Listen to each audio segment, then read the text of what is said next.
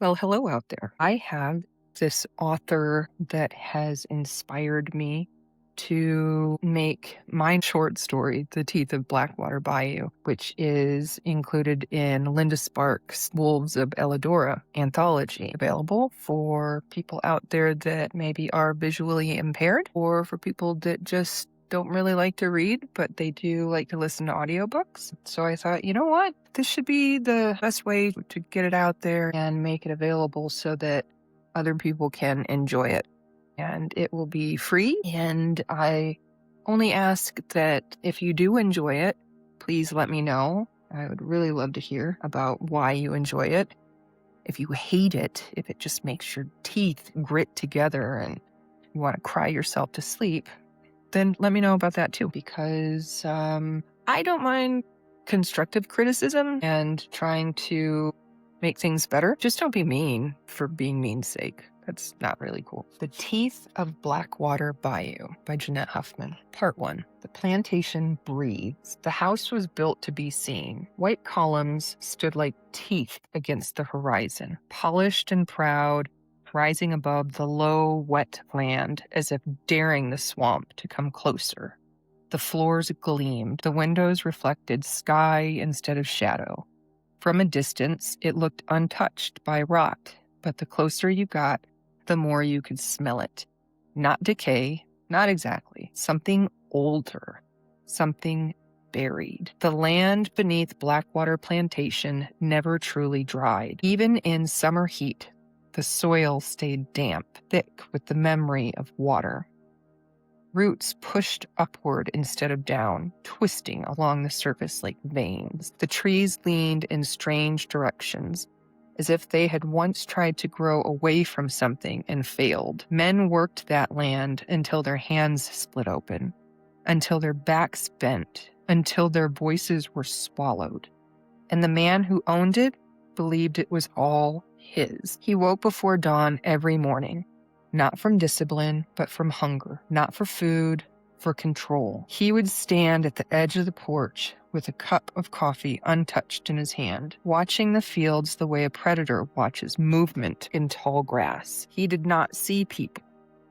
He saw hesitation, mistakes, disobedience waiting to happen. And when he found it, he corrected it. His voice carried far across the fields, calm at first, controlled, always measured. That was the worst part, because the men knew what came after calm. Inside the house, Elise moved silently. She had once been known for her laughter. It had been soft, bright, the kind that filled rooms without effort.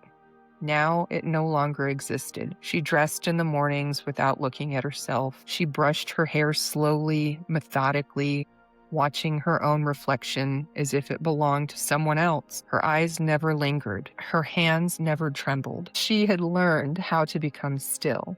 Stillness kept you safe. Thomas had not learned that yet. He watched everything, from doorways, from behind chairs, from the shadowed corners of rooms where light didn't quite reach. His small fingers would curl around the edges of wood as he leaned just far enough to see, never far enough to be seen. He saw the way his father smiled, not kindly, never kindly. A smile that came when something broke. "Come here," his father would say, and Thomas would go, because not going was worse. The boy had learned early that sound mattered. The wrong sound could change everything.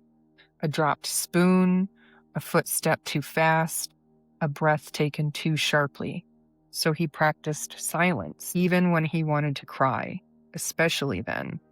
The house held its breath with him. At night, when the plantation stilled, the swamp crept closer, not in distance, in presence. You could feel it in the walls, a dampness that didn't belong to weather, a pressure that built in the air, pressing against the skin, settling into the lungs, the kind of heaviness that made it hard to sleep and impossible to dream.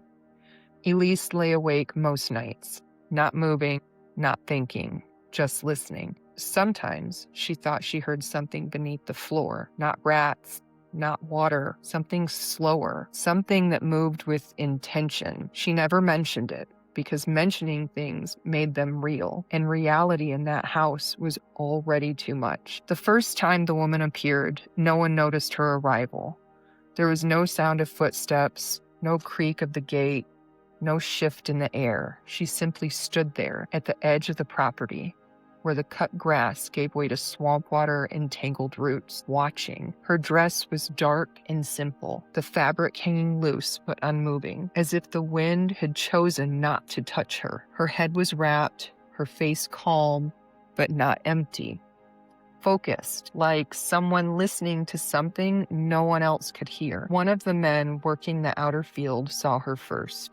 He stopped mid-motion, his hands tightening around the tool he held. He didn't call out, didn't wave.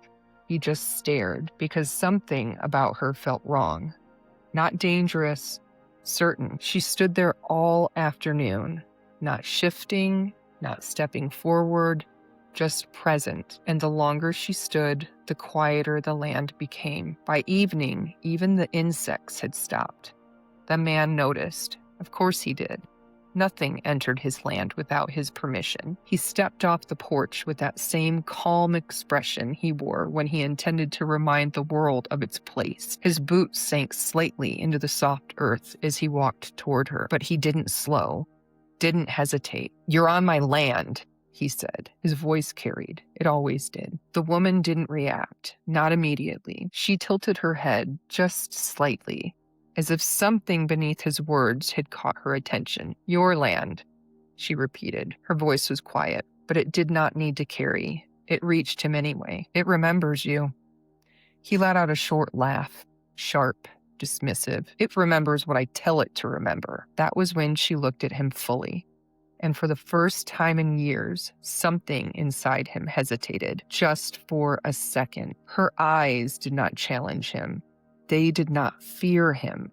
They measured him. "You've filled it," she said, "with things that do not stay buried." The air shifted, not dramatically, not violently, but enough. Enough for the man to feel it and hate it.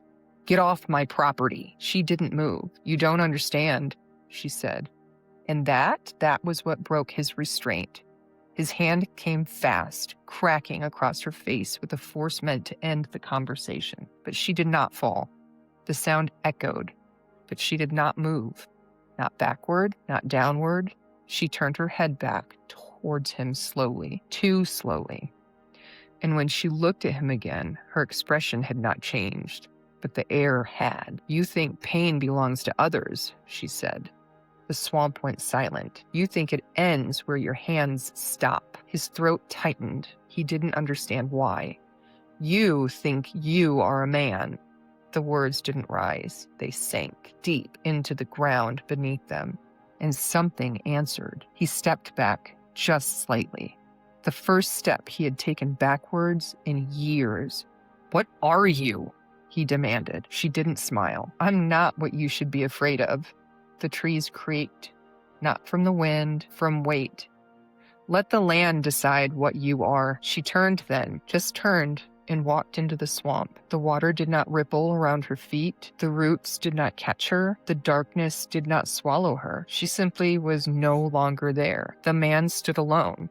But for the first time, the land did not feel like his. That night, the house did not sleep, and something beneath it woke up.